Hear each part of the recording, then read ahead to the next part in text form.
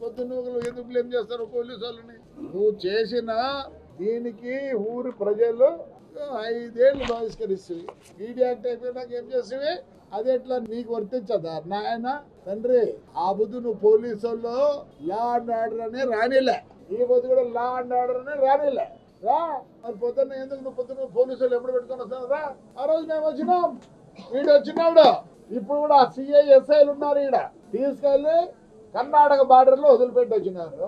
ఆ పొద్దు మేము పోలీసు ఎస్కార్తో రాలేదే. రా పొద్దున ఎందుకు పోలీసులు నీకు ఇచ్చారు హైకోర్టు? రా ఎవడొద్దన్నాడు నిన్న? పొద్దున ఎందుకు పోలీసు బ్లేమ్ చేస్తాను? మేమంతా ఉండలేదా? రా నువ్వే చెప్తావు, మేము 4 5 మంది నువ్వే చెప్తావు. ఇది ఒక హరిజన మహిళ ఏం చేస్తుంది? ఒక హరిజన మహిళ ఏం చేస్తే జైలుకి పోయి చంద్రుడు ఇచ్చిపెడితే అంత కష నీకు? అందుకే వీళ్ళంతా నీ మీద కష కట్టినారు. ఏదో అనుకోవద్దు నువ్వు. ఆ పోదు ఇదే పోలీస్ నాకు ఎన్నున్నా చూడు. అయితే ఇది మా కార్యకర్తలు ఒక్క కేసు పెట్టినాము మీ కార్యకర్తలు. ఎందుకు మాట్లాడుతాను ఊరికి? Law and order. You know the meaning of law and order? చదువుతూ ఉంటాయి కదా. ఎంత కోర్టు ఉన్నా ఎంత ఏమున్నా ఫైనల్ ఇస్ పోలీస్. మరి ఎట్లా పంపిస్తావు 5 ఏళ్ళు? ఇసుకే బ్రహ్మాండంగా అమ్ముకుంటువే, ఎవరన్నా వద్దాడు? నీకు పవర్ ఉండిందా బుద్ధ? ఈ బుద్ధి అంతగా బాధపడతాను. ఉండు 5 ఏళ్ళు ఉండు. చెప్పినాడు మా జగన్ అన్న చెప్పినాడు. ఏం చెప్పినాడు? 1.5 సంవత్సరం పోయింది, కళ్ళు మూసుకుంటూ 3 ఏళ్ళు అయిపోతుంది అంటానంటే. అసలు జగన్ జరగాల్సిన పని నిన్న ఎలక్షన్లో ఎందుకు? కుప్పం మున్సిపల్ ఎలక్షన్ ఎట్లా జరిగింది ఆయన? అప్పుడే అన్నాడు ఈ చేత చేస్తే ఈ చేత అనుభవించాలి. లేదు స్వామి, ఈ చేత చేస్తే ఈ చేతనే అనుభవించాలి. నేను అంత ఇది కాదు. 73 ఏళ్ళు నాకు ఇంకా ఏంది చెప్పు? కష అవసరం లేదు నాకు. నువ్వు జవాబు చెప్పాలా తాడిపత్రి జనానికి. ఏం చేస్తారు? వద్దంటారు నిన్నేమన్నా. నీకు ఆర్డర్ ఉంది, మాకు లేవా కోర్టు ఆర్డరు? మాకు లేవా కోర్టు ఆర్డరు?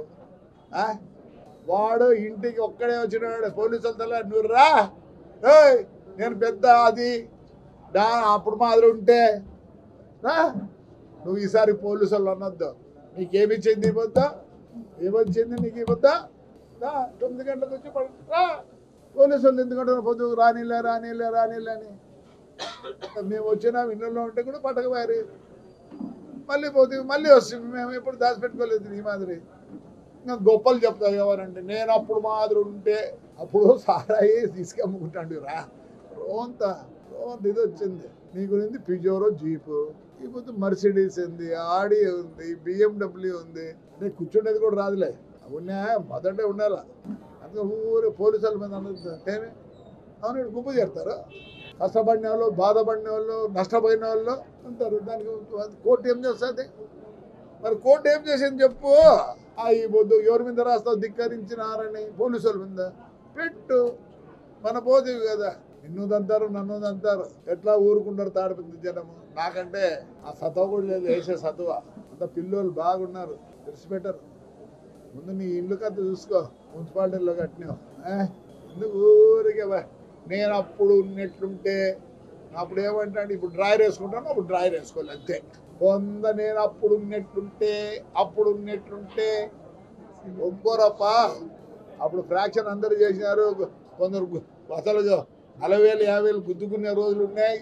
ఇప్పుడు ఒప్పుకోరు నాయన. మానుకో, హాయిగా ఉండు. ఉండు, నేను బహిష్కరించలే.